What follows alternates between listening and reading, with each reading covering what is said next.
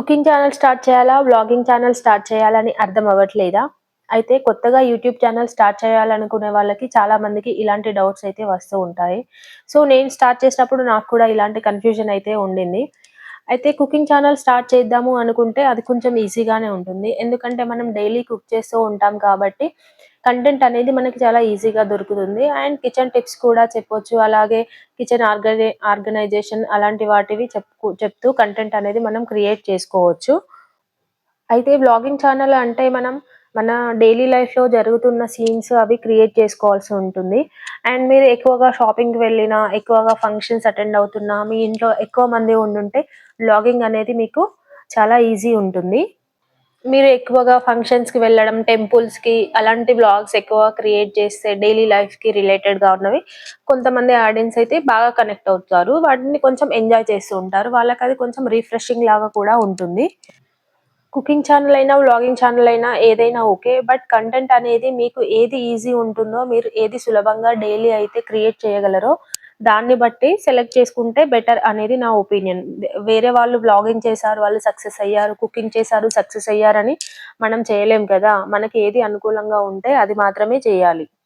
Long టర్మ్‌లో చేయడానికి మనకి ఏది పాసిబుల్‌గా ఉంటుందో అది సెలెక్ట్ చేసుకుంటే బెటర్. ఎందుకంటే యూట్యూబ్ ఛానల్ స్టార్ట్ చేయడం అయితే ఈజీనే కానీ కన్సిస్టెన్సీ ఫాలో అవ్వడం మాత్రం కొంచెం కష్టం.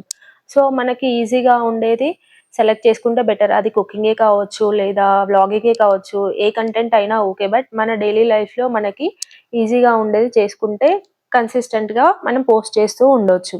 నేనైతే ఫస్ట్ కుకింగ్ చేద్దామని స్టార్ట్ చేశాను. బట్ ఏంటంటే నాకు పిల్లలు ఎర్లీ మార్నింగ్ 5:30కే లేవాల్సి ఉంటుంది. వాళ్ళు 7:30కే స్కూల్‌కెళ్ళిపోతారు. నేను మార్నింగే కుకింగ్ అదంతా చేసేస్తా. హడావిడి ఉంటుంది కాబట్టి నాకు షూట్ చేసే టైం ఉండదు. అండ్ వాళ్ళెళ్ళిపోయిన తర్వాతే మిగతా ఇంటి పనులు చేసుకుంటాను. సో, కుకింగ్ ఛానల్ అయితే మళ్ళీ కొత్త రెసిపీస్ వెతకడము, అవి స్టార్ట్ చేసి మళ్ళీ కుకింగ్ చేయడం, క్లీనింగ్ చేసుకోవడం అదంతా నా వల్ల అయితే కాలేదు. సో, కొన్ని షార్ట్స్ అయితే పోస్ట్ చేశాను. అంటే టోటల్లీ దీంట్లో వ్లాగింగ్ అని కాదు కానీ ఇంకా వ్లాగింగ్ ప్లస్ కుకింగ్ 2 షేర్ చేస్తూ ఉంటాను. ఫ్రీ టైమ్ ఉన్నప్పుడు మంచి రెసిపీస్ ఉన్నప్పుడు కుకింగ్ కూడా పెడుతూ ఉంటాను. కుకింగ్ ఛానల్ స్టార్ట్ చేశాక నేనైతే కొన్ని ఇంట్రెస్టింగ్ పాయింట్స్ అయితే నేర్చుకున్నాను. ఏంటంటే చాలామంది చెప్తారు కుకింగ్ మీ మీ రెసిపీ బావుంటే చాలు పెద్ద థింగ్స్ ఏమి అవసరం లేదు అంటారు. కానీ నాకైతే అలా అనిపించలేదు. మన రెసిపీస్‌తో పాటు కిచెన్ అట్మాస్ఫియర్ కూడా చాలా బావుండాలి. అంటే కొంచెం నీట్‌గా మెయింటైన్ చేయాలి.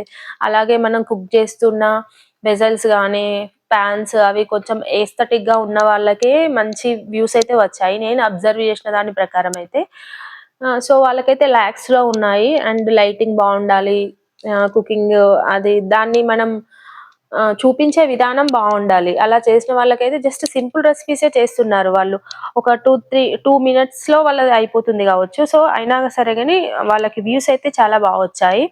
అండ్ ఏంటంటే మనం మంచి మంచి ఐటెమ్స్ కూడా తీసుకురావాలి. కుకింగ్ కోసం అయితే కొంచెం ఎప్పుడు మన ఇంట్లో ఉన్న వంకాయ, బెండకాయ గాకుండా కొంచెం మంచి రెసిపీస్ చేయాల్సి వస్తుంది అప్పుడప్పుడు.